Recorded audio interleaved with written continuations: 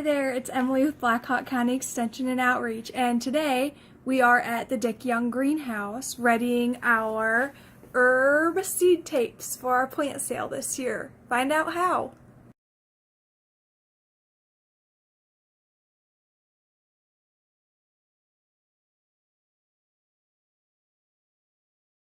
So, you don't need many supplies to do these awesome seed tapes. You need a water sprayer, heavy-duty paper towels, popsicle sticks for marking the date, quantity, and variety for your seeds, a pair of scissors, your seeds, something to take notes with, and a large tray of some sort. So you'll see here our trays have plastic lids that we can put on them, but if you just had a tray or, you know, something from a takeout restaurant, you could use that too, or just put saran wrap over it. So our first step for these seed tapes is to ready our supplies and our space. So I'm at a 8-foot table. I've got everything set out. It's a clean workspace, and I don't want to have other soils and plant materials all over when I'm trying to give these seeds a good start here. We do this activity both with kids and then hopefully coming up with some other groups that we serve, because our seeds, and everyone's seeds actually, have a viability date on them. So here I have a Livingston Seed Company brand, and the viability date is packed for, sell by 12 of 15, so 2015. Usually we say our seeds are okay 4 years after that date, so here in 2018 we should be all right.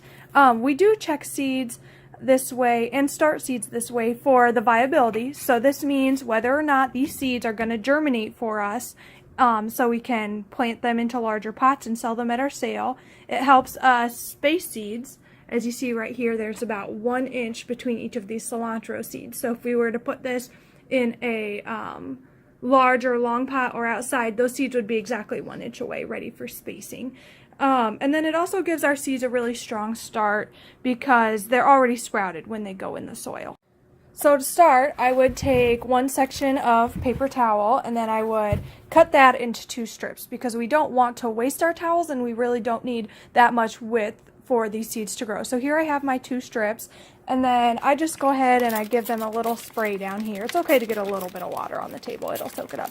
So I give them a spray down till you don't want them soaking, but you want to be able to see that they're damp. This will help keep the seeds in place. Okay, so here I have my dill seeds, and I'm gonna put 10 on a paper towel because then it's very easy to see how many sprouted. If 9 of them germinate and sprout, that's 90% viability rate, and those will be good to start putting in pots. If 1 sprouts, we know that that packet of seeds probably isn't going to have a great success rate because that's only 10%.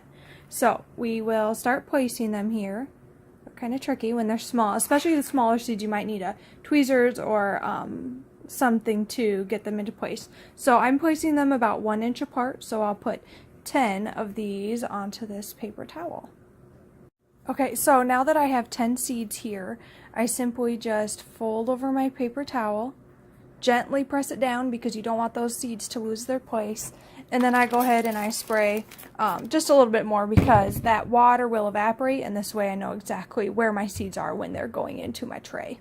So I have the dill seed tape, test tape, in with the 2 basil tapes, and now I want to mark what exactly that tape is, so when it comes time to plant it, we know. So we go ahead and use popsicle sticks with pencil. We can erase it, we can reuse it, it's okay to toss them afterwards. So I always write the brand, so Livingston Seed, and you'll see with our oregano it was Burpee brand. This just helps me keep straight which packet I did use.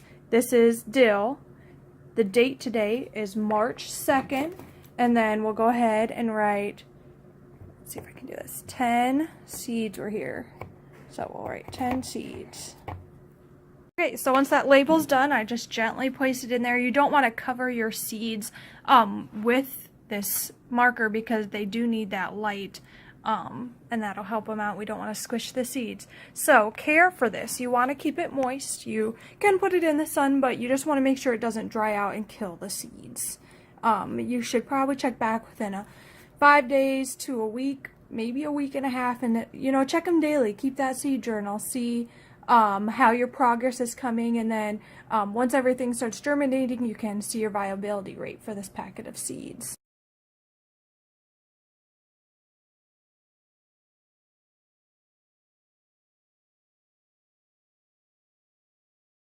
Okay, so this is one seed tape that Sheila Sartorius at the Dick Young Greenhouse did on her own time. So you'll see she has her label. It's basil, lemon, Miss Burns, and then she has the official name with it as well. And you can do that if you'd like, but with our varieties, since we do keep the packets around, we don't always include that on our popsicle sticks. So you'll notice right away that that moisture is in there, and that's okay. That's an okay thing to have. You definitely don't want your seeds sitting in water, but that moisture on the lid is probably a good sign. Okay, so we'll open this up.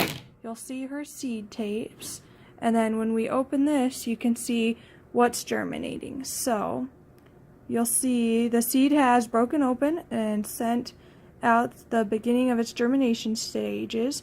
So we have, there's 5 seeds on here. So we have 1, 2, 3, 4, and yep, this guy is germinated as well. Let's take a closer look at that. Okay, so 5. So 5 out of 5, 100% for these basil seeds. So I'd say she did a good job. She is getting ready to let these guys go a little bit longer, and then she will be ready to place them into starter packs. So we hope you enjoyed our video about making homemade seed tapes at the Dick Young Greenhouse with Blackhawk County Extension and Outreach. Definitely try this at home. You don't need a lot of supplies, especially if you're doing seeds. You can't go wrong starting those before you put them in the soil. So best of luck and happy gardening.